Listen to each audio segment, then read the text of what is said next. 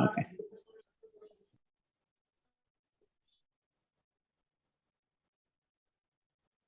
Assalamu alaikum and a very good evening. So, honorable chief guest, respected resource person, our discussion today, respected fellows, associate members, and qualified CMAs. Assalamu alaikum once again. So, welcome to the international program on the case for mandatory ESG reporting in Bangladesh. So, this program is organized by ICMAB, Center for ESG, and facilitated by Dhaka Branch Council of the ICMAB. I'm Mohammad Iqbal Hussain, ACMA CFA FRM. I am the Additional Director of Bangladesh Bank, Councillor, Dhaka Branch Council of the ICMAB, Secretary, CFA Society Bangladesh. So a little bit about housekeeping. It's pretty simple, and we all know that how to conduct it. And the audios will be muted, but when you require to say something, the hosts will unmute you for the participants. The videos will not be visible during the webinar. So you can raise hand anytime if you have something to say. And there is chat box, so you can say hi to anyone. You can say good evening. You can communicate, or you can post any of your comments there. And if you have any questions regarding the sessions, you can use the question box here. There is a Q&A, so you can use that one. So it's pretty simple, and we all know that. So how will we go with this session today? So our agenda: mandatory ESG reporting in Bangladesh. So firstly, I will introduce about the ICMAB, the DBC, and the ESG Center of ICMAB. Just a brief introduction. Then we'll have our honorable paper presenter.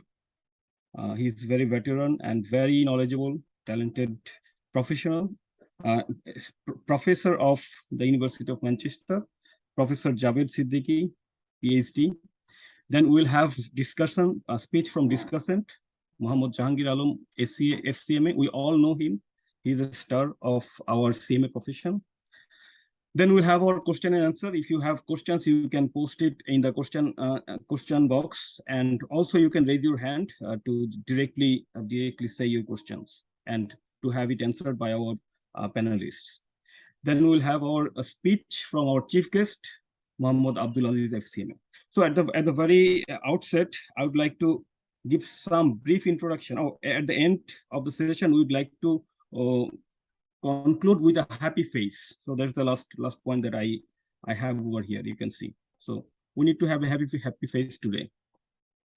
About ICMAB, the Institute of Cost and Management Accountants of Bangladesh, ICMAB, is the national body of the professional cost and management accountants of Bangladesh.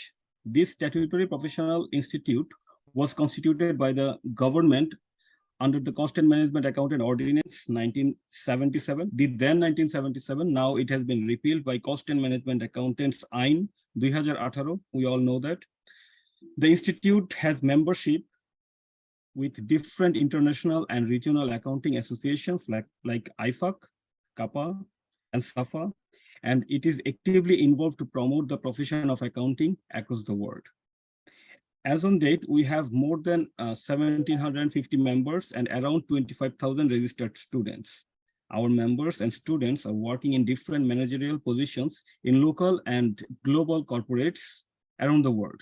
We have 3 branch councils: Dhaka Branch Council, Chattogram Branch Council, Khulna Branch Council throughout the country, and 2 chapters, UK chapter, Canada chapter. So we also have some study centers. Dhaka Branch Council covers almost 80% of ICMAB members, as it is in the capital city of the Dhaka. So about Dhaka Branch Council, DBC works as knowledge partner of the ICMAB. DBC always prioritizes the professional development of the member of ICMAB, and with a vision CMA to CEO. CEO is a proxy word, but it shows this is actually the top position of any institutions, wherever we perform, wherever we serve. So in last few years, DBC has conducted around 100 knowledge-based leadership programs, including international programs. As you know that we had programs in Nepal, Thailand, Indonesia, Turkey, Singapore in last few years. Almost 70,000 man-hour knowledge-based programs has been conducted in last 3 years by DBC. So it's huge. Last year, we have conducted a knowledge-based program with JICA and JBCCI, where Honorable Japan Ambassador joined us and glorified the program as well. So as part of the continuous initiatives of DBC, today's ESG Center, DBC and ESG Center is organizing today's programs with support of respectable our distinguished guests. So about the ICMAB Center for ESG. So you know that we have already inaugurated an ESG center in ICMAB. So IFRS Foundation has introduced ISSB, International Sustainability Standard Board. They already drafted 2 standards, IFRS S1, General Requirements for Disclosure of Sustainability-related Financial Information, and IFRS S2, Climate-related disclosures. Those are still on draft, but they will be finalizing this very soon. So we have some responsibilities and opportunities from this. So the members have responsibilities like assisting to to explore funds with lower cost of capital and scope for ESG-related value-added services. And the ICMAB as an institution also have responsibilities to support the government and different regulatory institutions. Also, we need to be proactive for that, for ensuring the branding of our profession. So the center has been initiated with these following purposes: creating awareness about ESG as a cost and management accounting tools, training on ESG disclosure, ESG audit, ESG measurement and ranking, conducting research to give policies inputs to government, industry, and multilateral organizations, explore consultancy opportunities for CMA practicing firms. So this is all about the ICMAB, the DBC, and the Center for ESG. Now we'll move to our distinguished resource person. So we know that our today's resource person, we are very delighted and we are very happy that we have our resource person, Professor Dr. Javed Siddiqui with us. He is a professor of accounting at the Alliance Manchester Business School, and he joined as a lecturer over there in 2008. We know that before that, he was a teacher of University of Dhaka. His primary field of research are auditing, corporate governance, and corporate social responsibility reporting, especially in the context of developing economies. Professor Siddiqui worked with international development agencies such as the World Bank, UN Conference on Trade and Development, Big Four accounting firms, as well as national level professional accountancy bodies.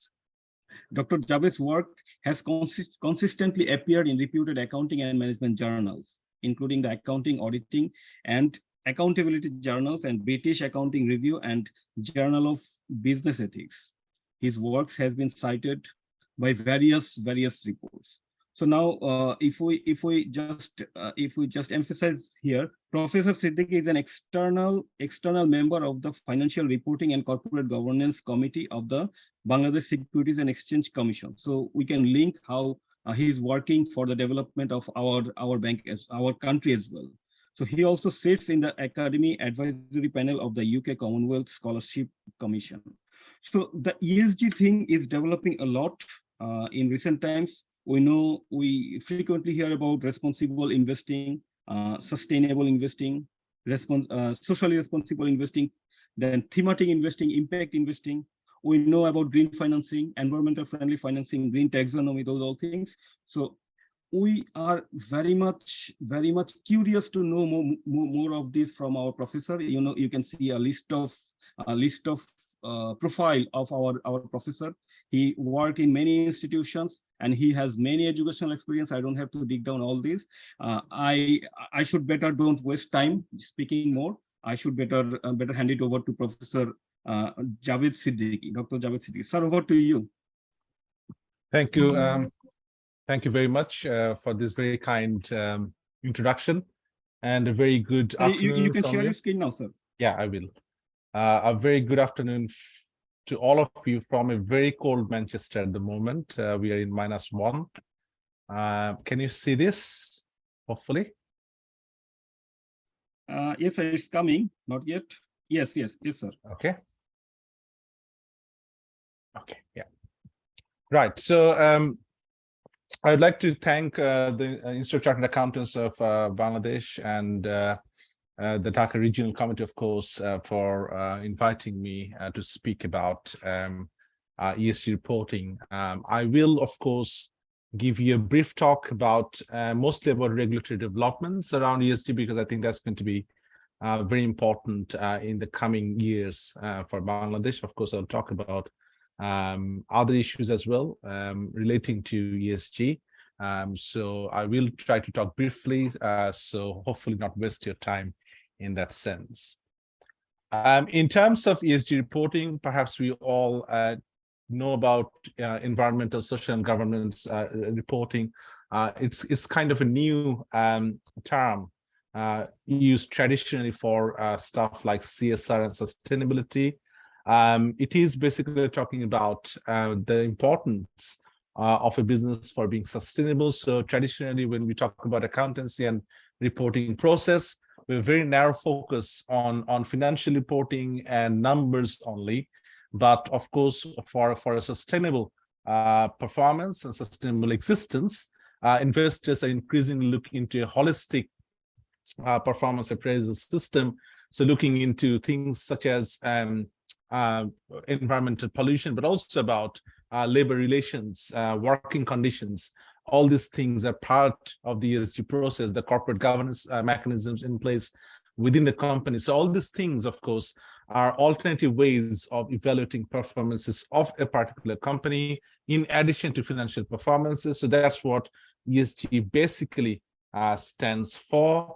It is becoming increasingly important from investment point of view, because of course we've got an emerging set of very important ethical investor group, especially coming from institutional investors. So for example, the largest institutional investors is the Norwegian government, followed by the Qatar government. These are all, and as a part of their conditions, they have attached ethical issues such as ESG as part of that. So it's quite important that companies take ESG very, very seriously.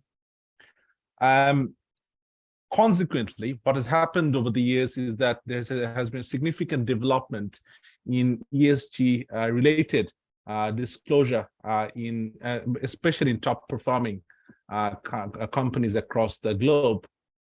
And this particular process received a further impetus from the United Nations Climate Change Conference, the COP conference, that's popularly referred to as the COP26 conference, that talked about as net zero carbon emissions target by the year 2030. And as a result, there has been a worldwide effort to look into regulations trying to control ESG and trying to require ESG performance of companies, especially directed towards financial institutions, because financial institutions, the banks, actually can play a major role in terms of restricting a company's ability to damage environmental, to make environmental damage. So of course, if they perhaps say that we are not going to finance projects that can potentially be damaging the environment, or for example be harmful for working conditions, that can have a massive impact on overall ESG performance of a company. Of course, as a result of COP26 and the target of 2030 net zero emissions, governments across the world actually have been taking this issue very, very seriously, especially in recent times. So if you, for example, look into the recent G7 summit, that also talked about net zero carbon emissions. There were commitments by leaders of different countries, also from the developing world, to express their commitments towards net zero emissions by the end of 2030. As I said, of course, ESG is primarily, just like anything else, these are conceived in the West and then gradually gets exported in developing countries, and we'll talk about that later on. So ESG has been taken very seriously by countries in the developing world as well.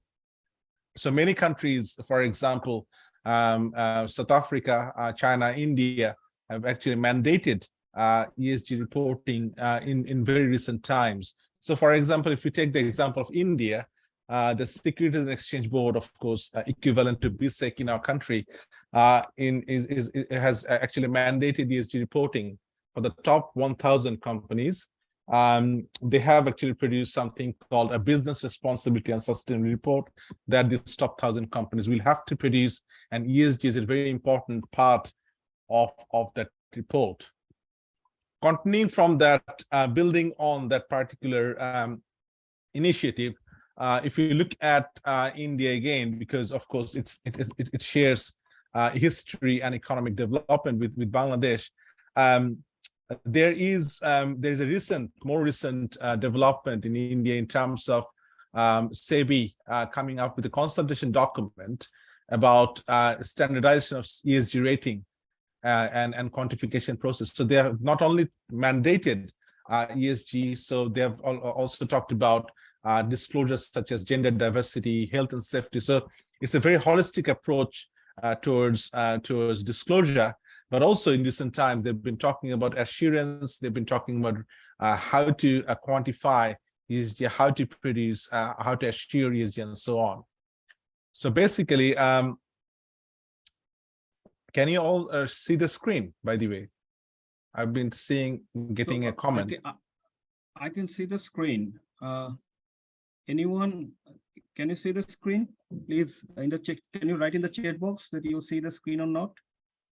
So we see the screen.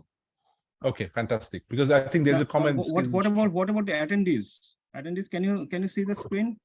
Niyaj, can you write it in the chat box, please? Or you can restart the Zoom. I was attending as audience, and I could hear. So I think everybody is hearing. But can't see the screen. You could see also, sir. Yes. And the screen is seen very clearly. Okay. Right, fantastic. So shall we just continue then? Okay. Okay, so just to continue from there. So basically, we're talking about recent regulatory development in India about not only about ESG reporting, but also trying to kind of assure, trying to kind of encourage assurance of ESG reporting process, which is going to be very crucial because that would add credibility to the entire process.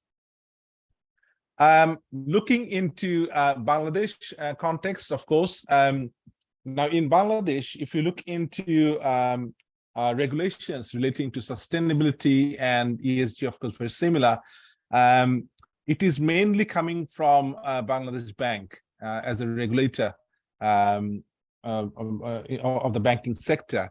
Bangladesh Bank has been very proactive in terms of encouraging green finance, green bonds, sustainability reports, and so on. So if you look into the regulatory development, if you follow that, in 2008, they started with a report called Mainstreaming Companies, CSR in a sense, in banks and financial institutions.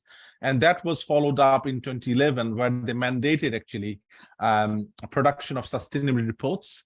And in 2020, in quite recent times, just post-COVID, I think, they issued a new sustainable finance policy that again mandates the production of sustainability reporting, although Bangladesh Bank has stopped short of requiring such reports to be audited or assured by independent third parties. I think that is a crucial part. There have been similar initiatives taken by BSEC, but I think Bangladesh Bank has actually taken leadership in this particular area, which is pleasing to see. However, if you look into the actual practice in Bangladesh, I've been studying accounting, financial reports of companies in Bangladesh for a very long time now. Despite all these talks, all these requirements, all these regulations, you can still see quite a limited response when it comes to reporting about the environment in Bangladesh. Maybe there has been some recent developments, but if you look into the structure of the developments, they look quite haphazard. In many cases, you'll find that the level of disclosure they're making are quite poor, maybe very glossy because the pictures are there. It looks very impressive, but in terms of actual content, it is quite poor because it doesn't talk about what amount has been spent on CSR, how it has been, how it has been disbursed, how the transparency was actually maintained. So all these things have been problematic. And also, if you look even in the banking sector, where Bangladesh Bank has actually got regulations, there has been very limited attempts to produce standalone sustainability reports. There are of course some banks that produce reports on sustainability, but what the Bangladesh Bank policy actually talks about is a very separate, standalone report on sustainability, and that is rarely produced in many banks in Bangladesh. If you look into why companies are reluctant to engage with CSR and eventually with ESG, if you look into the structure of top listed companies in Bangladesh, just like many other developing countries, it's not Bangladesh only. You look at countries like, of course, South Asia, but also in South America. Family dominance and family ownership is very, very prominent, especially in large sectors, which is, of course, it is quite a major difference from the West, where ownership is very, very diversified. So because of this family dominance, basically the family owners treat these listed companies as their own company, and they are very reluctant to share information that might actually harm their cause. So if you look into corporate governance, I'm sure all of you, perhaps most of you, are working in the corporate sector, so you know much better than I do. The owners are quite reluctant to even encourage corporate governance mechanisms such as audit committees, independent directors. These are there on paper, and these are like a tick box. But in terms of serious engagement, there seems to be a lack of interest, and that's not surprising, because if you think about that, why would if you're the owner of a company, why would you want to invite trouble for you in terms of ESG reporting, in terms of corporate governance reporting? Because otherwise you'll have to share information in those forms. So in terms of that, because of the structure, because of the culture in the corporate sector, there's reluctance towards corporate governance mechanisms, and ESG, of course, is a new mechanism looking into, well, providing some sort of corporate governance as well. So that, of course, there's a very, very, very similar approach to ESG reporting and CSR as well. You will find that there are CSR reports in different companies, but these are mostly directed towards how good they are. They don't talk about, so basically these are like CVs. They're not quantified. They're not externally verified, or so these are just claims that anybody could make. So maybe if you look into the report, the volume of CSR might be increasing, but in terms of credibility and transparency, I'm not very sure how reliable these reports are.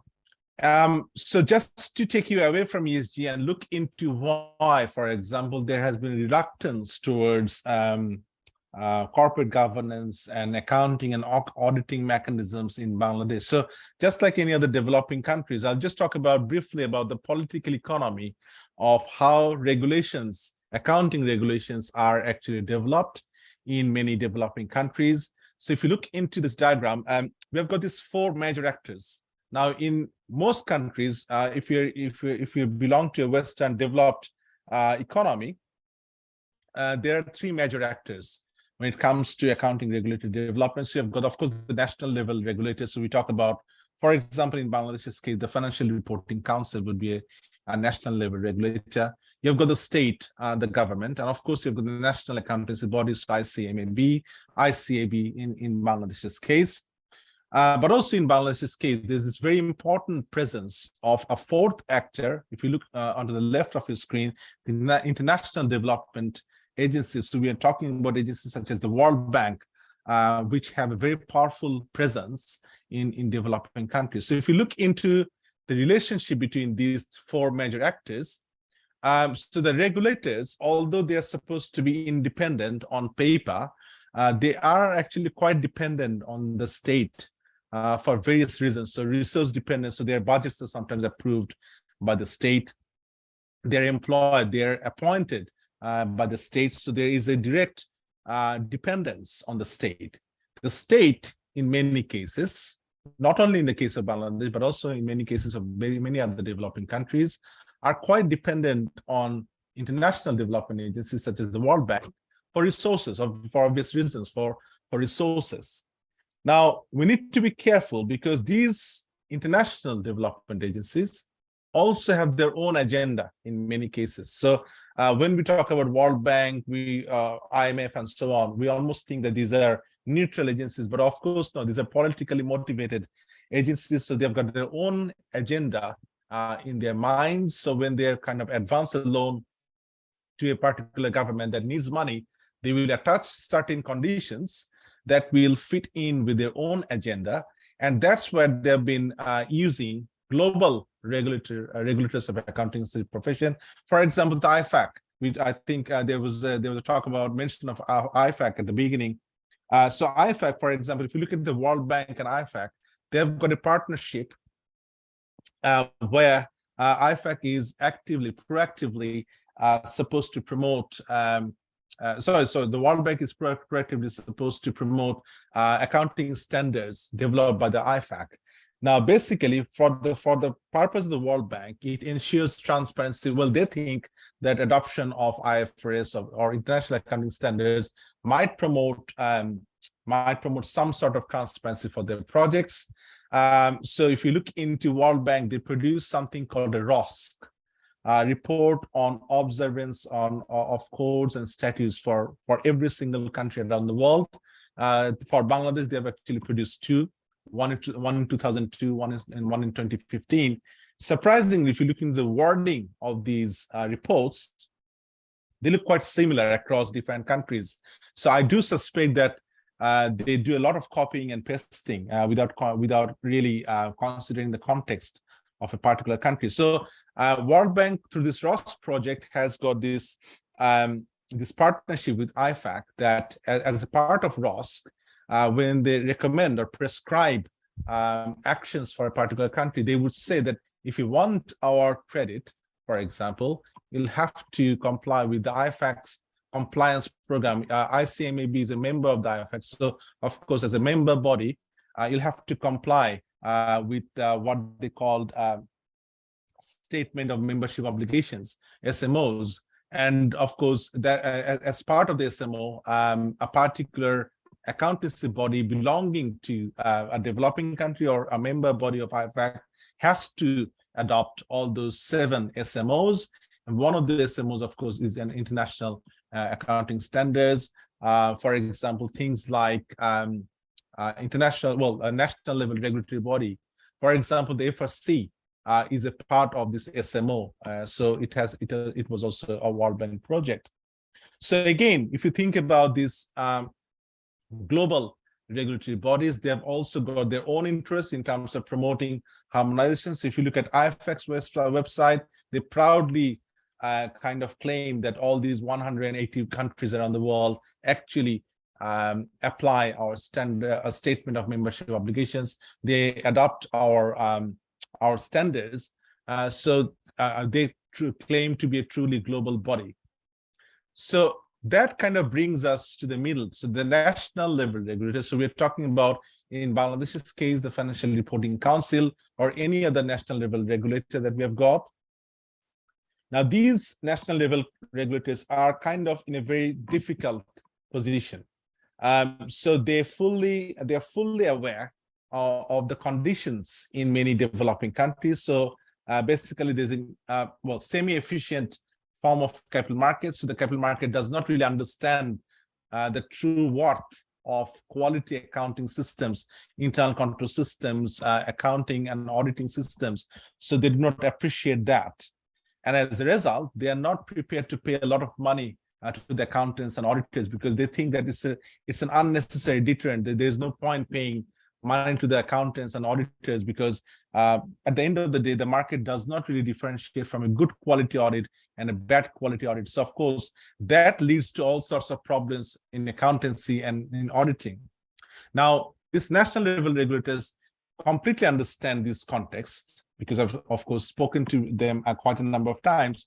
They completely understand what the problems are, but at the same time, they also know that the state, the government, has to adopt what the World Bank is prescribing in a sense, and that leads to what we call a semi or ritualistic adoption of international accounting standards. These international accounting standards, as I've said, primarily conceived in the context of Western countries, may not always be applicable for developing countries, but because of this entire political economic scenario, national level regulators are having to adopt international standards, although they are quite aware that they might or might not be working for the benefits of their own country.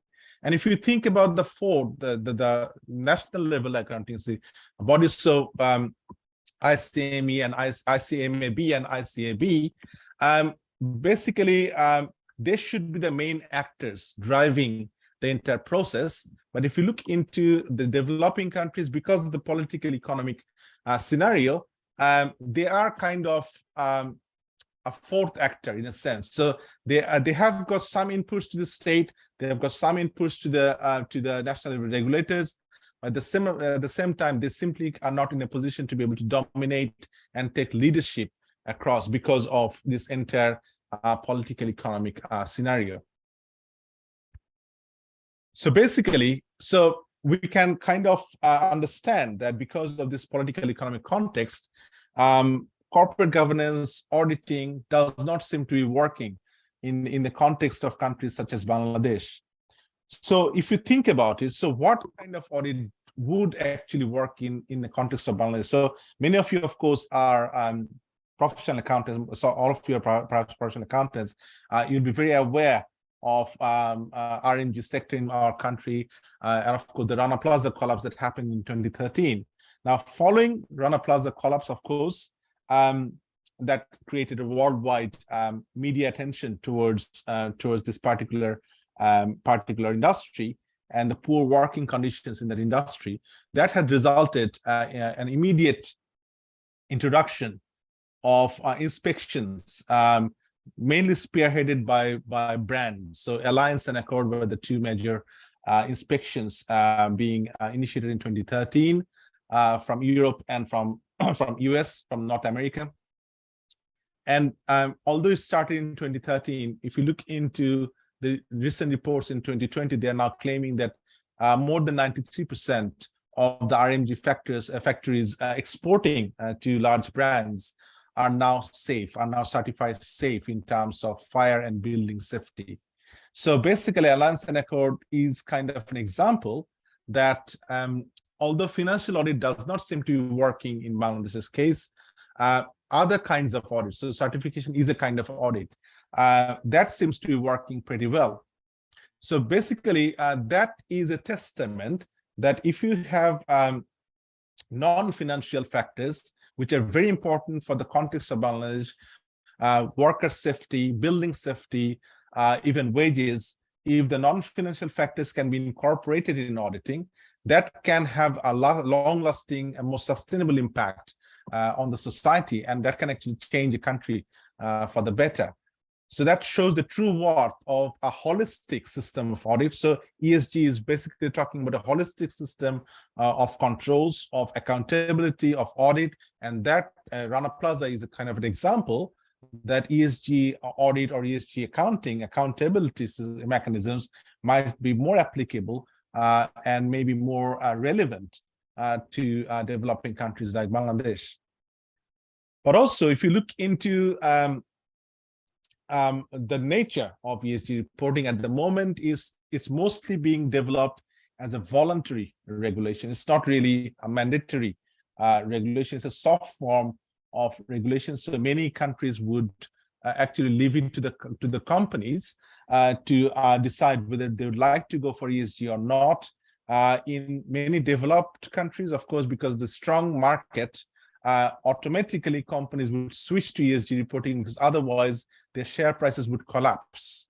But if you think about the Bangladesh stock market, share prices, I doubt share prices would fall or even change if a company does not engage with CSR. It doesn't really matter, because investors are largely unsophisticated. They won't understand what is going on. So in that case, maybe, and also the fact that despite the attempts of the Bangladesh Bank, banks still haven't taken this issue quite seriously. Maybe it is time to think about the mandatory introduction of ESG reporting in the context of Bangladesh. Now, what this will do in terms of Bangladesh, of course, it will attract investment, because it will kind of send a message to the world that Bangladesh is really serious about ESG issues, of course, health and safety issues. Because if you think about foreign investor, they wouldn't know about what is happening in Bangladesh. They just read the headlines. Okay, so Rana Plaza has collapsed, and that has happened. Fire incidents have happened. So they won't have the time to look into every single bits. But what they would see is, for example, okay, so this country is now taking ESG issues very seriously, which means this might be a country where sustainable investment might be worth. So basically, that will put Bangladesh into this map of countries that are leading in the ESG agenda, and of course, in terms of attainment of COP26 goals. If you think about the role, it is not going to be easy, actually. It's easier said than done in terms of ESG reporting, ESG regulations. But if you think about the role of accountants, of you in this entire non-financial reporting architecture, you will find that, of course, in the transition from financial to holistic ESG reporting is not going to be easy, because if you think about this, companies are very used to collating data about financial performance. But when it comes to ESG, of course, you have to collect data, for example, about water efficiency, about energy efficiency, about how, for example, wastes are getting disposed, how working conditions are being met. So all these things require production of a different set of data, and that is problematic. And also, if you think about ESG, unlike accounting standards, for non-financial reporting, ESG, we don't have a very defined set of standards here. There are efforts by GRI, for example, to develop non-financial reporting standards, a framework of non-financial reporting, but still we are not there for a globally acceptable non-financial reporting framework. So these are the struggles that we might have in terms of adopting ESG. And also, because of these struggles, you'll find that the companies that have actually started producing ESG reports mostly depend on third parties. So they will kind of appoint a consultant to produce ESG report, because they don't have the capacity so far. So this is where, of course, I feel accountants have a role. So if you think about ESG, a major role of accountants would be the production of some kind of reliability of these reports. So if we look into, as I said, for CSR reports and for sustainability reports in Bangladesh, reliability and verifiability is a big issue. Unless these reports are being independently verified by a third party, these are not dependable reports at all. So basically, in the absence of this third party assurer, the authenticity of these reports can be questioned. And as indicated by the Rana Plaza collapse in Bangladesh, we can actually make things happen very well. So, for example, if, building and safety certification scheme can work so well in Bangladesh, why wouldn't environmental safety, working conditions, that kind of audit won't work? So it is very likely to work in the context of Bangladesh as well, as demonstrated by the Rana Plaza collapse. And what I'm basically urging you to do is to take leadership in this entire scenario, because as professional accountants, you are best placed, especially as management accountants, you are best placed because you know the ins and outs of the companies that you work for. You're in a position to be able to convince the management that sustainability and ESG is here for the future. It is here to stay. So if you want to attract long-term investment, it has to be there. And then you develop your own resources, because if you do not develop your own resources in terms of data, in terms of how to capture non-financial data, what will happen is that increasingly you'll find that all these Bangladeshi companies will start hiring consultants from abroad who would come in and produce ESG reports. However, I'm very confident that accountants working in Bangladesh are more than capable of producing it by themselves. For example, if you look into assurance in the RMG sector in Bangladesh, many of these assurance providers are foreign companies.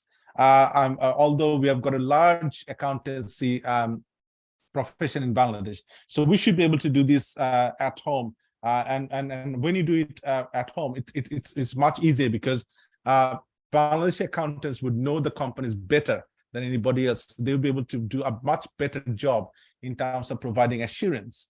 And also, if you think about what ICMAB's role should be in this entire case, because ICMAB is a very important regulatory body when it comes to these issues, because ESG is something that should be ICMAB's own agenda. Because if you think about it, as cost and management accountants, you are, of course, within the company, you're working within the company, but also you can also set up your own firm to provide these independent assurances. So all these companies, if you think about that, will start, I'm sure at some point, they will start producing these ESG reports.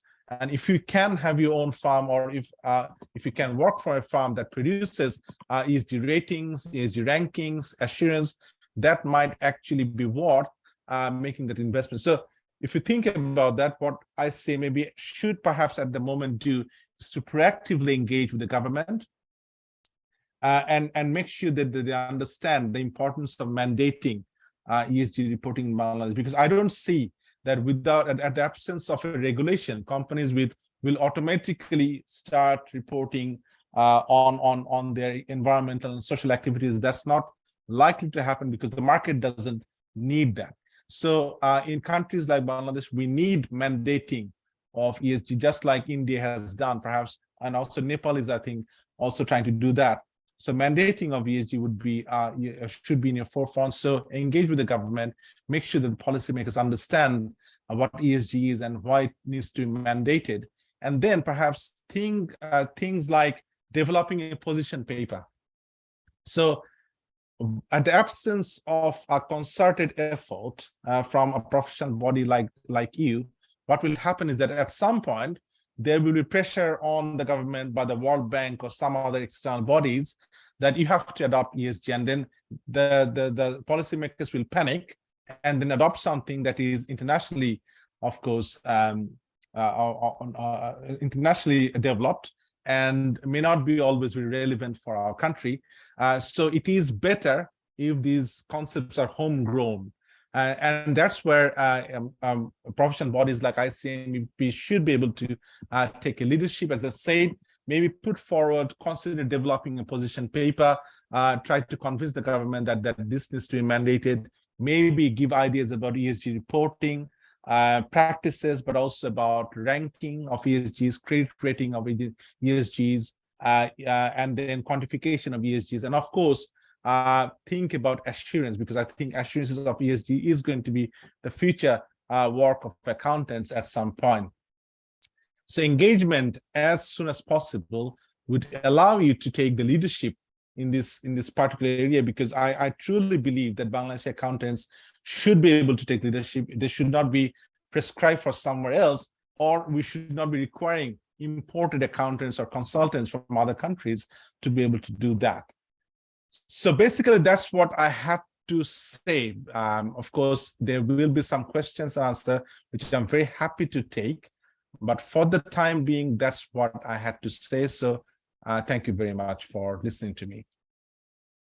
Oh, thank you. Thank you so very much. I'm really overwhelmed seeing how many rich discussion that you have made to us. And I've learned a lot. particularly, it makes me feel very good when you said that Central Bank of the country is front running or leading the process of ESG compliance in the country, because I'm from the central bank. So it makes me feel much better. Thank you.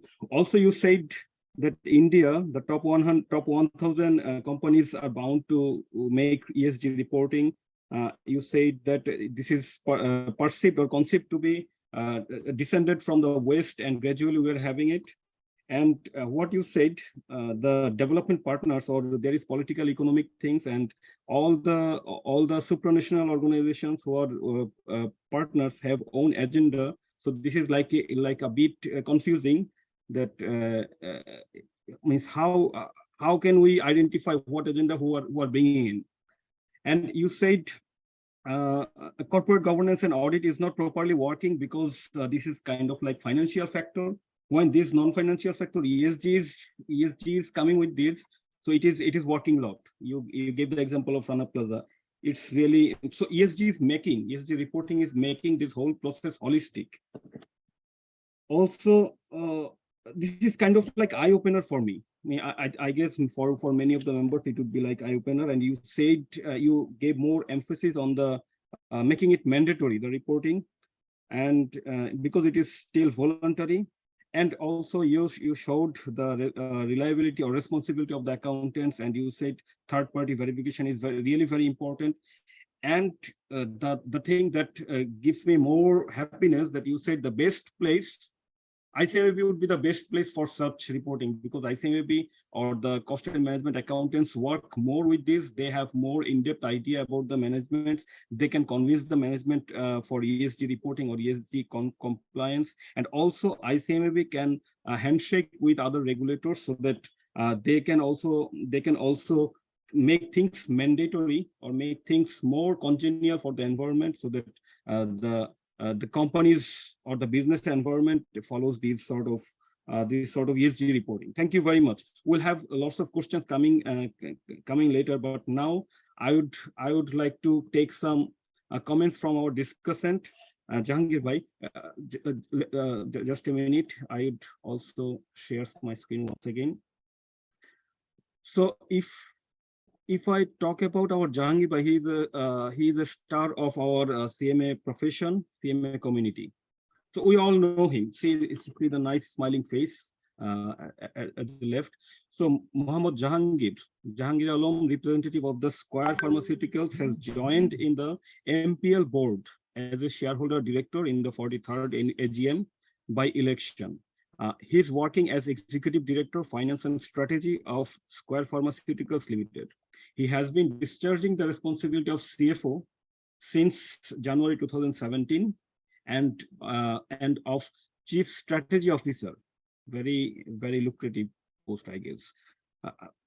Chief Strategy Officer in Square Pharmaceuticals Limited on January 2022, with demonstrated history of working in different capacity in Square Group since 2005. He enjoys learning on growth in generic industry strategy, leadership transformation, family business performance, and family offices. Jahangir Bhai is a fellow member of ICMAB, also of ICAB.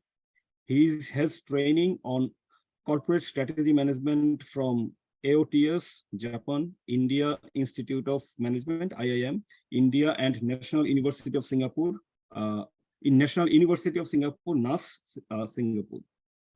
So now I would request our Jahangir Bhai to make some comments from this rich discussion. Jahangir Bhai, over to you. Are you there? Jahangir yes. Bhai? Yes. Are you getting me? Yes. Okay. I'm just stopping my share. Then we can. Okay, that's great. Okay. Assalamu alaikum warahmatullahi wabarakatuh. And truly, it was very nice and nice presentation from our learned professor Javed Siddiqui Bhai, and it is fabulous. It's truly fabulous. And my work is to comment on something on it. যদি আমি comment করা যায়, যেহেতু আমাদের audience গুলো almost সবাই আমরা বাংলাতে আছি, তো do you feel comfortable to speak in Bengali? Javed Bhai, আমাকে জিজ্ঞেস করছেন আপনি? Yeah, of course, why not you? অবশ্যই because paper is presented by you. So অবশ্যই আমার মনে হয় যে না এখানে একজন বলছেন যে আমাদের একটা Mohammad 0523 to everyone English please. Thank you. So let me continue in English. So when we are discussing the it's terms, interesting. yes,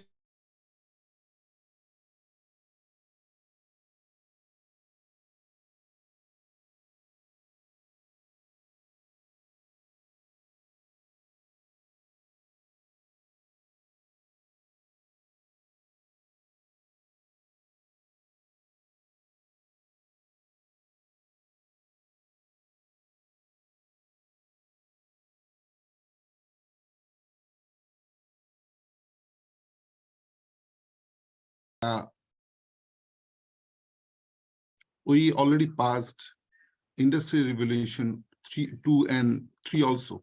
In one time, when it was in Industrial Revolution 1, we were sleeping because of the British colonial period. And whenever second Industrial Revolution and third, the massive environmental pollution started from that time. When Indians has or Bangladeshi people has no impact, no contribution in global warming or environmental pollution. It became very prominent in our country in after 90s, when we gone for mass level production, mass level industrialization. Then it became very prominent for us. If you consider our environment, you see from our environment perspective, you see what the temperature change in last few days in Bangladesh. How much water pollution we used to experience. How much water we have already depleted. What the nature of the toxicity in our waters. What are the water level we used to see in Dhaka or surrounding areas. It is the impact of industrialization over the last 30 or 40 years. But it is not my core issue to address. Issue to address is that it is overdue. It is beyond discussion, beyond discussion. So from industrialization, start phase 1, revolution 1, 2, 3, even 4, it is industry has been severely contaminated the environment, and by the way of asset accumulation, and society has been drastically suffered, and because of abuse of the human capital, no reporting about the product liability, and every day now and then we used to see this product and that product in market. There is no expiry date, there is no disclosure even what ingredients are there and what would be the side effect on this and that. Having huge casualty of mass level people, having consumption of the medicine even, no reporting, nothing, and no product liability of any manufacturer, and no need of it even. So from that perspective, shortage of the policymakers' policy, and at the same time, the governance issue already Javed addressed, because we are in almost 50 years country, and almost all industrialists of this country, almost first generations. And the purpose of their industry to earn money, the purpose of the industrialization is not that industrialize the country. The purpose of their business is to earn money, to accelerate their wealth, not to protect environment, not to protect the society, not the establishing the governance in the country. So it is a call of the political will. To transform it, it needs a political will. They can establish a regulatory framework. They can make a role. They can make a guidance to guide the people to in a specific path. It needs a united voice from the government policymaker. Like our Iqbal already said, he is from the central bank. He can make so many things. He can do, still doing. He can do far better for financing, even at least. And it needs professionals. It needs professional drives to make understand the entrepreneur. The ESG is needed for them also, for their better existence and their sustainable growths.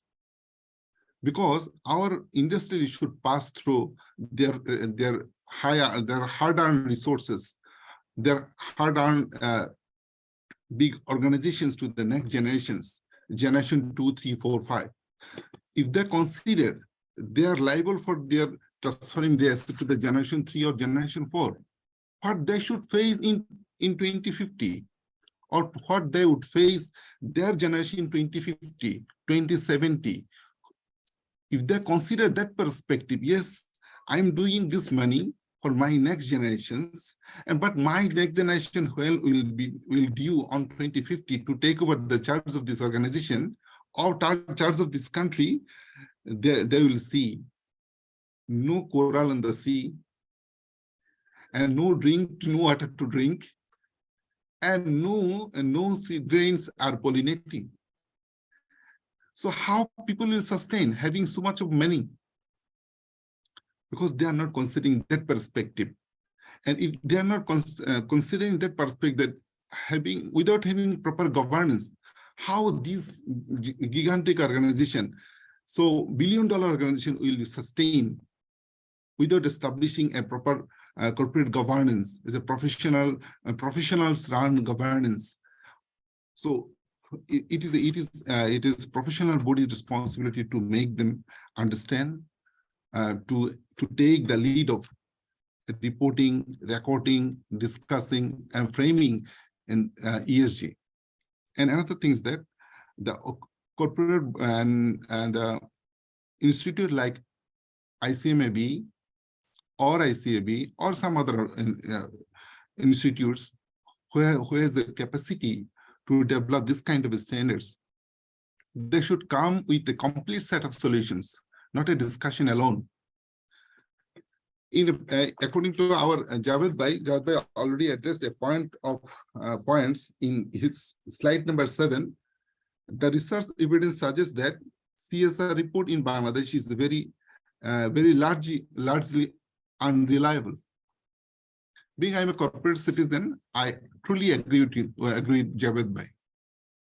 Why people do report CSR?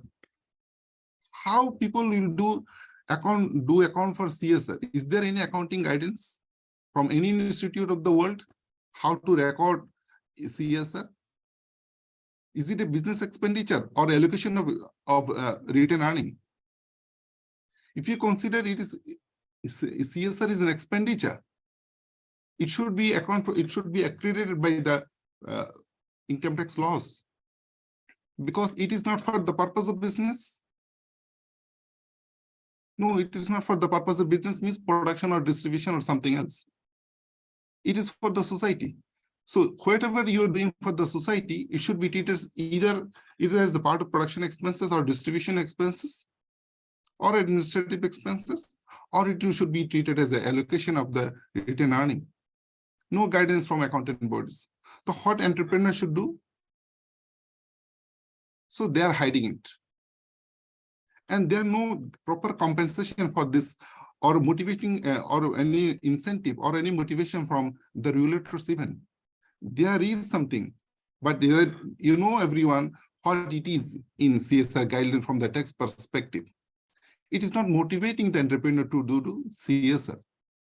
There's mind to do, but we are not facilitating to do it. So from that perspective, CSR reporting perspective, ICMA can take a lead, how to do account for it, how to do report it, and how to compensate them, the entrepreneur, how to motivate them to do some CSR. And at the same time, it is equally important to develop how to consider CSR, ESG, how to identify ESG activities, how to record and report, with a complete solution to politicians, to government bureaucrats, to entrepreneurs. It is a mere discussion. And if we take a lead from, if we focus only listed companies, large corporates only, the entrepreneur may become demotivated, because it may create another compliance work for them. You see, the natural catastrophe we still suffering. It is not the only listed companies. It is government also. Government's unplanned development activity also harming environment also. So from that perspective, it needs a holistic approach. That's why I like to say we must take the politicians, we must take government policy makers, and we must take entrepreneurs at the same time, the key spokesperson, the institutes. So thank you very much. In a nutshell, I have a very small knowledge on it to contribute here. But in my last word, I like to say, in very near future, we may see industry regulation 5 may emerge very shortly. It would be very focusing about ESG only. That is product market to job market, short term to long term, and more to better. Thank you very much. Thank you very much, Jahangir bhai. It was really eye-opening for all of us because you raised so many questions, and you also gave some specific solutions that we need to go with holistic approach. So no one can alone, or no regulatory bodies also can alone implement the ESG process. So we all have to go hand by hand together, and taking holistic approach, maybe we can have a better situation in ESG compliance. Now, I can see many of the questions are in the queue, and I am sure that there will be many other questions as well. So let's get to the question and answer session.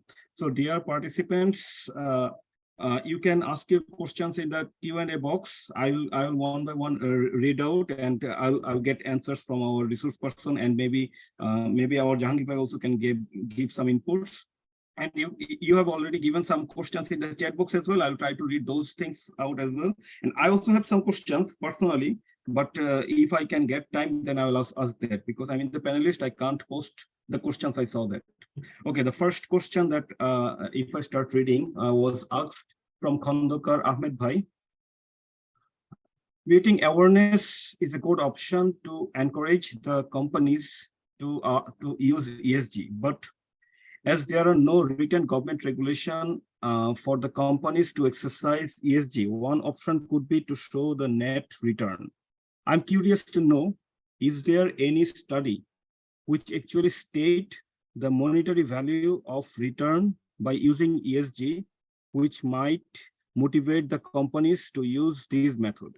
So he has some other questions or comments. Another option in my mind is to enforce the ESG. The donors can push to inject these into the recipient's ICF or funds utilization manual, which might play the role of benchmark input or result screening. So is ESG still a theory or a bookish thing? Could you please share some examples of ESG implementation? Is there any global governing body for ESG? So Khandokar Ahmed's question. Sir, you will go one by one, or I'll go all the questions and then you will answer. Javed sir. I think if you could go through all the questions, then I think more or less we'll understand the themes, and then we can. Okay. Thank you. So the next, Khalilur Rahman, ACMA 1503. A lot of information has been provided in the presentation. If we would like to use it in our study or work, what will be the reference? Okay, so he needs some reference as well from the slides. Babul, my friend, yes, my very close friend. ACMA 1712. Do you think only reporting of ESG shall bring any positive outcome to the society as a whole? Ms. Shahana Parveen, our treasurer of DBC, how ESG reporting give positive impact on cost reduction of an organization and increase productivity? Very tricky question, I guess. Dr. Anup Kumar Shaha, FCMA, ICMB should also go further to advocate for compulsory carbon audit, as this would give a sense of reliability among the readers about what has been disclosed. As GHG assurance are different expertise, is a different expertise than financial audit. CMS might exert a competitive advantage over their preliminary competitors, CS, in the country. The objective of GHG assurance, greenhouse gas or something, I don't know, maybe Sun knows. Assurance is to examine whether the GHG statement is free from material misstatement due to fraud or error, or that the GHG statement has been prepared in all material respect in accordance with applicable criteria. So ISAE 3410. This can open up the opportunity to place the image of ICMAB to a new height in the country. So an anonymous attendee asked, understand ICMAB leadership will take initiative to take ESG agenda forward, but it may take some time. Meanwhile, do you expect any preference in respect of ESG reporting from the RMG buyers as their regulators' requirement as part of third-party risk management? If yes, what kind of preparation ICMAB should take for this interim period? So there are some questions in the chat box as well. I saw some questions in the chat box. Please let me read out. Yes, there was a question asked from Fahmid Wasek Ali. I guess Fahmid Wasek is friend of our resource person. I saw in Facebook. Understand ICMAB leadership will take initiative to take ESG agenda forward, but it may take some time. Meanwhile, it's the same question. Meanwhile, do you expect any preference around ESG reporting from the RMG buyers as their regulators' requirement as part of third-party risk management? So I guess these questions are enough up to now. And as I got some chance, I can ask my question as well. How does ESG cost-benefit analysis differ in big versus small companies and developing versus emerging economies in short-term, mid-term, and long-term? Another question, how ESG implementation has been impacted by COVID pandemic, of recent pandemic that we are still going on, unprecedented pandemic. Sir, over to you. There are many questions already. Okay, thank you very much. When I was listening to it, I think there are three types of questions. One is about motivations for ESG. So how is it going to reduce cost and so on? Secondly, the need for assurance, I think coming from Anup and Fahmid, similar issues. And then there are technical areas, how to capture ESG. And I have to say, these are your problem. How to capture ESG is accountants' problem. They should be able to understand which particular tool should be used. To start from cost reduction, if we think about the traditional view on corporate social responsibility reporting, when you're talking about a sustainable investment, in the long run, sustainable investments are always less costly because these are less risky. So of course, basically ESG and any other, because if you're an institutional investor wanting to invest in a particular project, in a particular sector, in a particular country for a very long time, you'd want that country to sustain for a long time. And ESG reporting or any other holistic performance analysis is much more relevant, much more useful when it comes to making a decision whether you'd like to hold your investment, invest, withdraw, or whatever. So essentially, any kind of sustainability reporting or any kind of ESG involvement, CSA involvement, reduces the reduction of cost of capital. So that is a known fact. So any kind of holistic report, in addition to financial report, provides the investor with much more information. They are much more comfortable, and they would view investments as less risky. As a result, cost of capital would come down. So of course, that would lead to cost benefits and all that.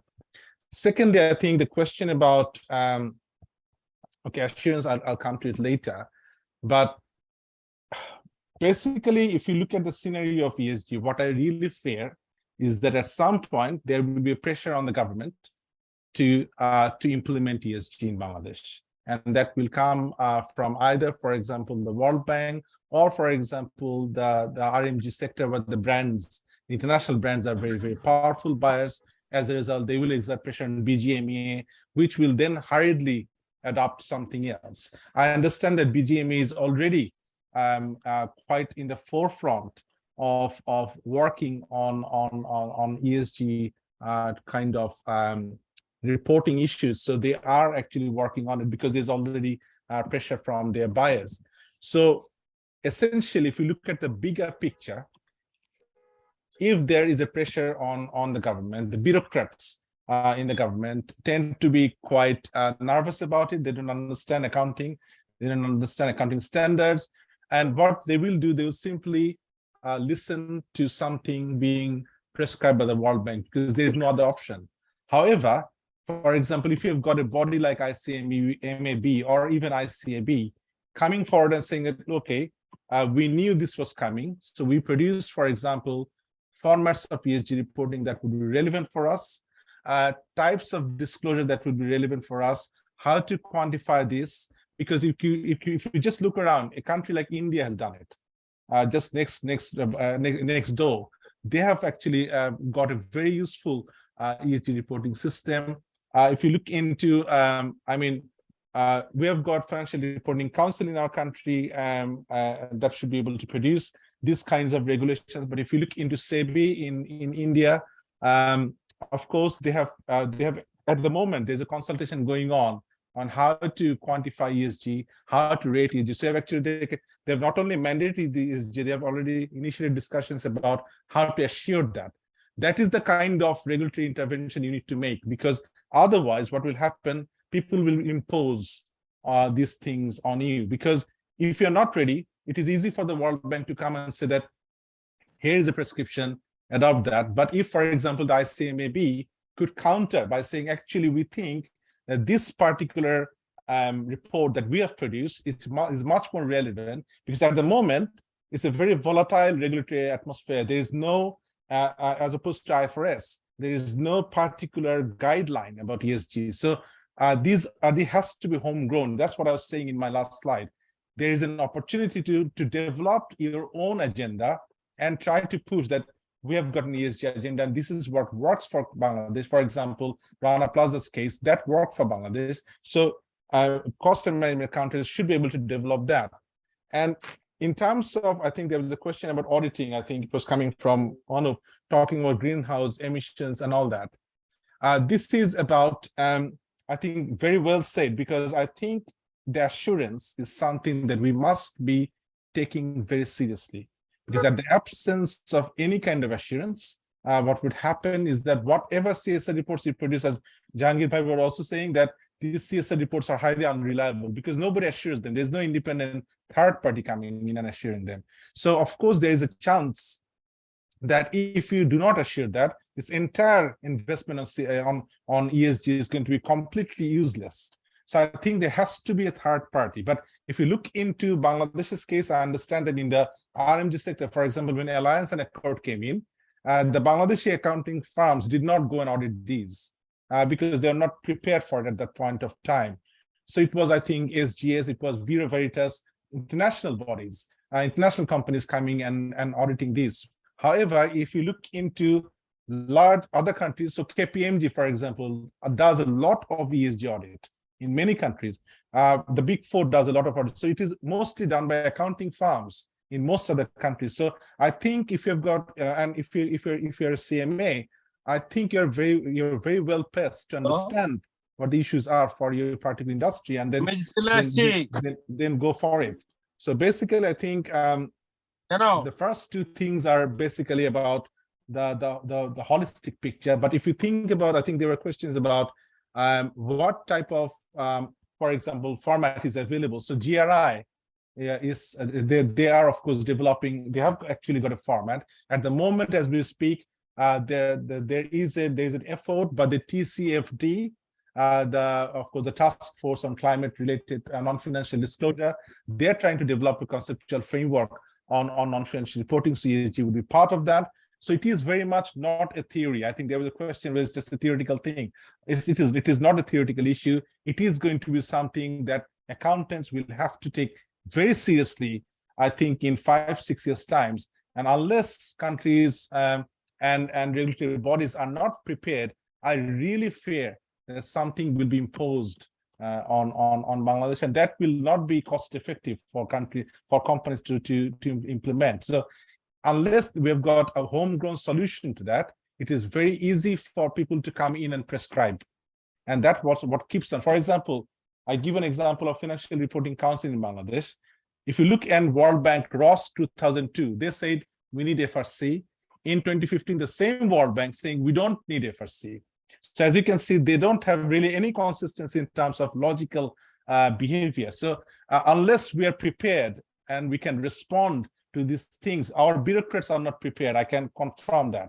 They don't have any understanding of accounting, but they are the persons making decisions. So if you're an accountancy body, push them to say that we are here, we should be able to drive these and lead this agenda, not you. So basically, if you're not prepared, it's very easy for people to come and advise on anything, because of course, as a professional body, you should be taking leadership on that. So I don't want to go to technical issues, because that is something that can be easily resolved. How to capture ESG is not a problem. There are many guidances available for that.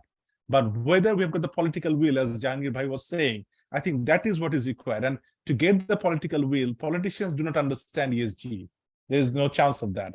You understand ESG. So you go and convince that we need ESG, because this is something that will come on you, fall on you. It is not going to be, it is you who are going to be taking the burden of it. So if it is something that you could develop yourself, you've got your own input, this is the time. That's what I was trying to say. Thank you, sir. Jahangir Bhai, would you like to add something, or I'll continue? There are more questions. Yes, yes, the subject is so vibrant, we can discuss throughout the night. And it has a very pervasive and wide implication. You see, I already highlighted some issues of environment that we are already suffering. You see, we are experiencing a highly contaminated year in the world. And we are already sharing highly concentrated land. We are already enjoying highly low microbial microorganism consistent soil.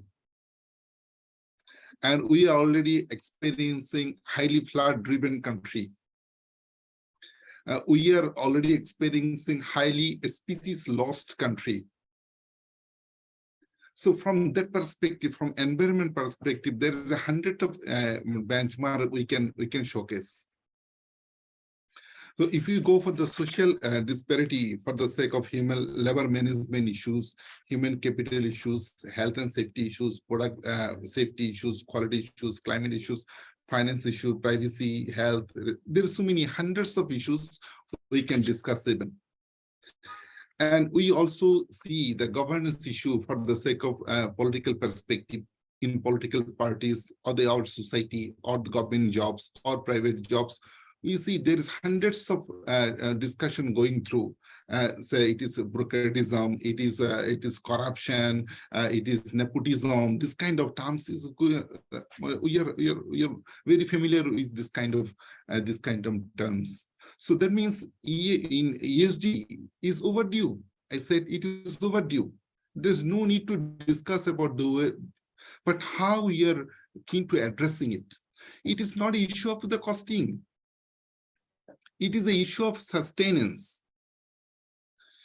Just 2 or 3 years ago, per kilowatt energy electricity was about price of 2.5 taka only. Nowadays, it is for example 10, and now you understand. Expensive energy is better than no energy. So today you are buying 1 liter drinkable water, expending 25 taka. Just 25 years ago, you never dream even. Bangladesh people would buy drinking water, expending out of pocket. So it is a transformation because drinking water is scarce. So from that perspective, it is not a perspective of the expenditure. Rather than it is a sustenance. And nowadays, modern world and first world and global thinkers, think tanks are considering about not production, not mass production, rather than job creation. Because the way massive technology has been developed, you can do so many things. You can replace hundreds of people. You can reduce production costs substantially lower. But what you are saving some wages. That wages is for whom? The very bottom part of the society. If they don't exist, who will buy your product? Why you are not sharing a part of your profit to that deprived society? If you consider that perspective, you may not consider the short-term benefit of a profit. Rather than you will focus on the long-term benefit, not mass product, much more essential product, not massive product market. Rather than you will consider the job market. You may not consider huge number of egg rather than quality egg a week given. So, for example, in my days, if you consider index of this year, so when my age is 45, Bangladeshi people used to consume 100 eggs a year, 100 eggs per capita. If I take myself at the age of age 20, that means just 25 years ago, Bangladeshi people used to consume only 25 eggs daily a year, 25 years. But number of eggs has been increased. But if you consider the quality of the eggs, certainly you say, oh my God, these eggs is so much of contamination of this kind of antibiotic, this kind of microbials, and this and that, this and that. At that time, all eggs were organic. So nowadays, at that time, before 20 years ago, 25 years ago, we were very focusful about number of eggs daily. Nowadays, we are concerning about not number of eggs daily, rather than take less, good quality. So from that perspective, if you consider that perspective, there is 100 of things issue of discussion, but it is beyond discussion of the cost. It is a need and essence. It is the issue of sustenance. You may have hundreds of billions of dollars, but being you are human, you generated from this land, you degenerated in this land, you have to consume on the things that grow on the land. And that land is the environment, and you yourself also part of environment. So easy, start with environment. Make yourself sustainable on this environment. If you consider the cost of the environment, then you are vanished. And if you don't consider yourself, rather than the asset you are producing, that is for your grandson or great-grandson, and you are borrowing this land, this environment from your great-grandson. So you are not owner of this environment. You just taking care of this environment for your next generation, great-grandson. So take it intact, keep it intact for themselves. Try to improve this environment for your great-grandson so that he can inhale pure air, contamination-free air. Don't consider cost only. Thank you, brother. Thank you. So many things. Not only the number of eggs, we have to think about the quality of eggs as well. The generation, we have to keep a good environment and good resources for our next generation, not only present consumptions. So we have some other questions as well, and I guess many others are coming out. We will not have enough time to take all the questions, but I'll just read the remaining two questions. And if our resource person can give some time on that. It is brilliant session. Anonymous attendee said, it is a brilliant session. There's no doubt about that. How the professional accountants will take the responsibility to pursue the top management while the existing laws, labor law, fail to ensure the basic rights of the employees, except few sectors, bank, for example, bank. Most of the business owners are showing their thumbs and ignoring the laws here in Bangladesh. Thank you for the opportunity. Atikur Rahman from Trust Bank, I guess, said, great presentation indeed. As most of the family business dominate our economy with huge employment. So they also have the capability to influence regulator. So what may be the possible midpoint of actually implementing ESG without hammering interest of business community and regulators? Mahmoud said, here in HK, maybe Hong Kong, usually they use study countries like UK, USA, Australia, and so on, what they have done. So they would also circulate consultation paper to collect opinions on issues. The two accounting bodies can develop sectors wise models. So, but in this whole session, the most confident part that I got, that our research person said ICMB is the best place for implementation of ESG. He is in the part of Bangladesh Securities and Exchange Commission. You are engaged in Securities and Exchange Commission. So in any opportunity or scope, in any report, you will see, I guess you will surely suggest this comment or opinion of you. So do sir, you have any other comment on the new questions that they said? I think a couple of issues about in terms of well, basically talking about family ownership and how we can compel. I think that's why we need regulation. We have to, as I said, the market conditions are not in our country where I don't see basically the owners voluntarily doing it for their own sake. But if you also think at the same time, if you look at the garment sector, the BGME is not doing it because they want to do it. They have been forced to do it. I think there's a lot of pressure from the buyers. That's why they're doing it. So the midpoint, at some point, the BGME did understand that if we do not do that, at some point, they're going to stop buying products from our country. So I think the midpoint would be the owners to understand that if we do not do it on a long-term basis, their business would be actively interrupted, but also for the government to also put some pressure on it, because at the moment, if you impose regulation, it's going to be too early, because I don't think we are ready yet. But if you start the discussions now, for example, somebody was talking about consultation papers, that is typical. So in most developed countries, you will find consultation papers. For example, I see maybe members should be getting consultation papers from your organization, and they should be able to comment on that. And together you produce a paper document that you can present to the government in 6 months' time, in 1 year's time, and that will give them something to start on. I think that will be the starting point for me. Thank you. Thank you, sir. Thank you very much for this rich discussion, and I have learned a lot. I guess all the participants also learned a lot from your discussion and rich paper. Now is the time to go to our chief guest, Muhammad Abdul Aziz, FCMA, sir. He is the former president of our institute, ICMAB. He is the convener of ICMAB Center for ESG. So he is very special for us, because this session is actually very related with the ESG, because it was organized by ICMAB Center for ESG along with DBC. He's also the managing director of Western Agro Industries Limited. He's also the chairman of WASO Credit Rating Companies BD Limited. So I would request our chief guest Aziz sir to say something here to us. Sir, are you there? Aziz sir.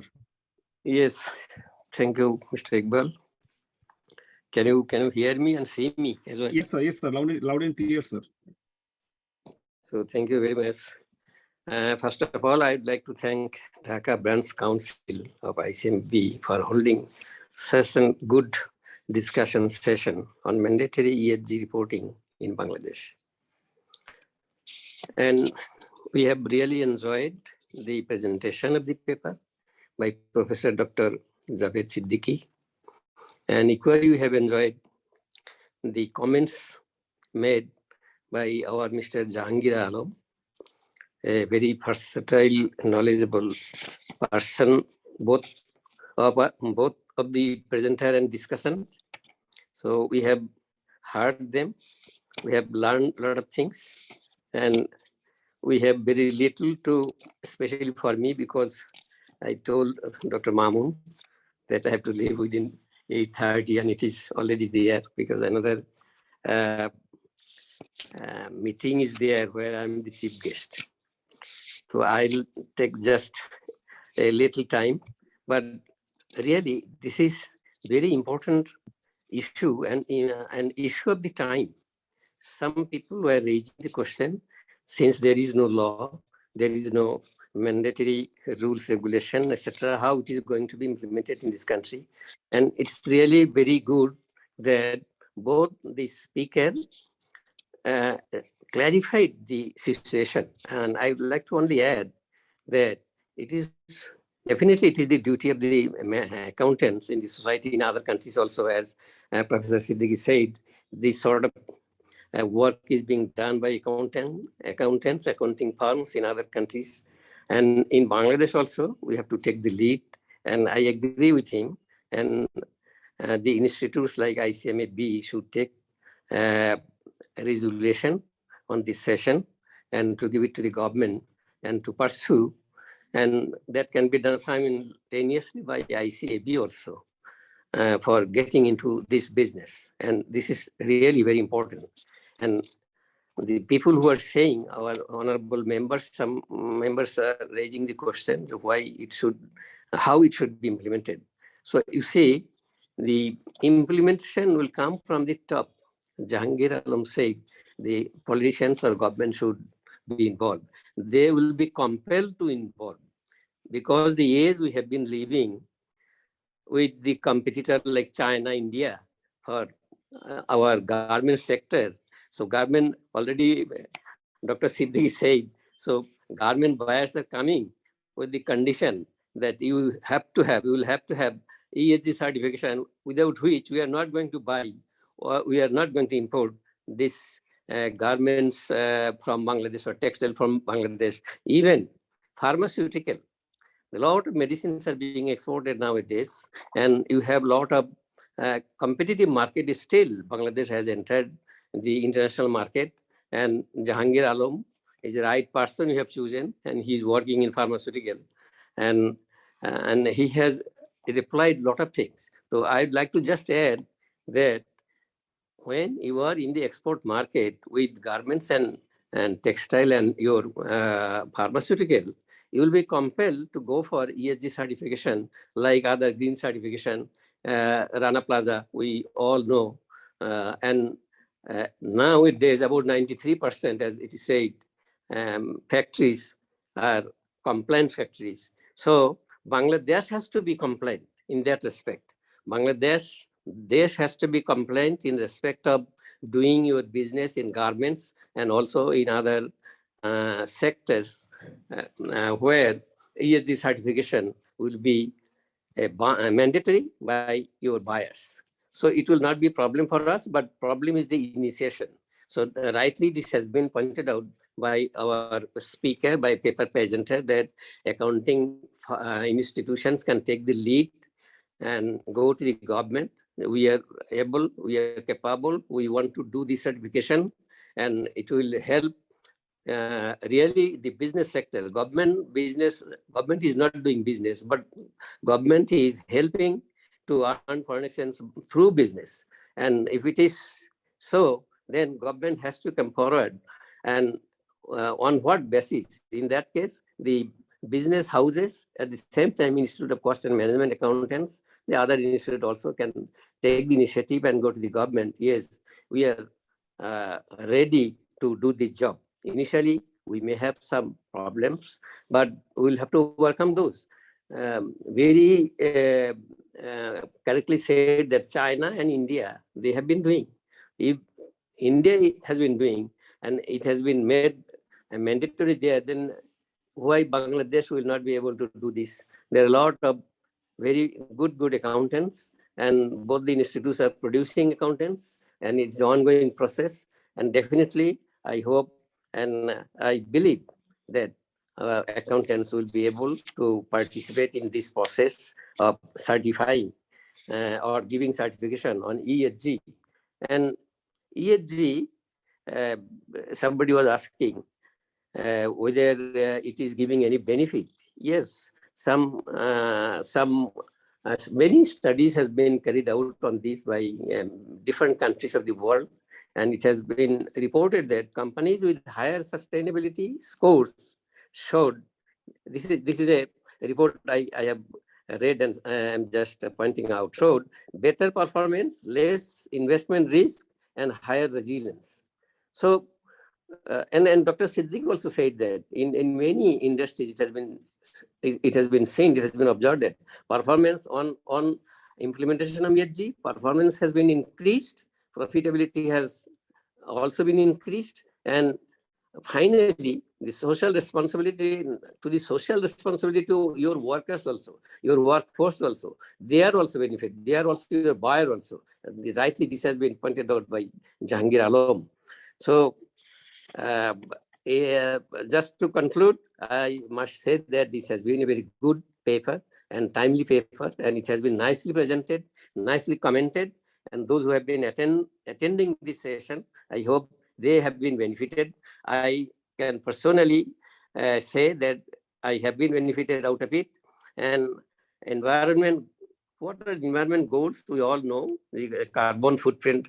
We know about the carbon, what damage this has been causing in this world, and governance. This is also very important. How the factories or how the enterprises or corporate bodies are run, that is very important, and that comes under governance. So all these three: environment, social responsibility or social function, and at the same time the governance, these three is very, very important, and this has come as an important issue on this earth, not only in this country. So we will have to be involved in this process, and in that perspective, I should say that ICMAB can take the lead.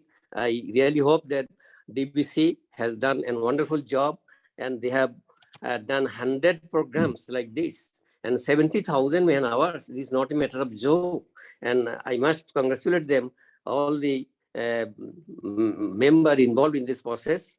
And lastly, I thank them, and I would request them, DBC, to make a positive one paper, that is position paper.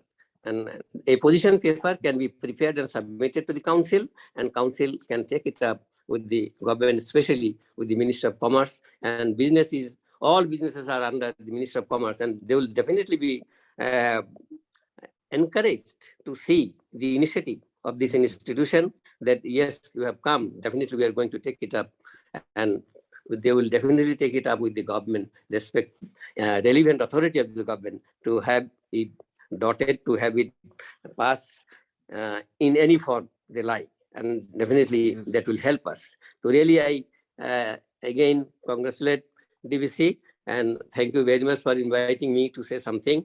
And what I have said is not very important, but what I have gained out of this two gentlemen who has presented and commented, I'm really grateful to them.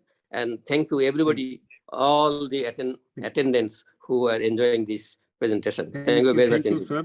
Allah Hafiz. Thank you, sir. Thank you for your valuable speech. Thank you so very much. Thank you to our resource person, Professor Javed Siddiqui, PhD, sir. Thank you to our commentators, Jahangir Bhai, commentator, the discussant, and thank you all participants for raising the questions and comments. It has been very participative. And thank you, DBC. Thank you, ESG Center. Thank you, Dr. Mamun, chairman of DBC, because he has arranged this program for all of us. I know how devoted he is for the institution.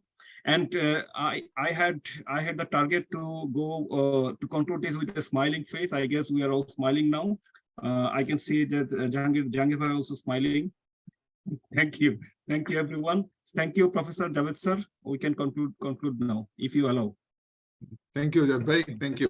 Thank you very much. Assalamu alaikum, and have a very nice day. Thank you.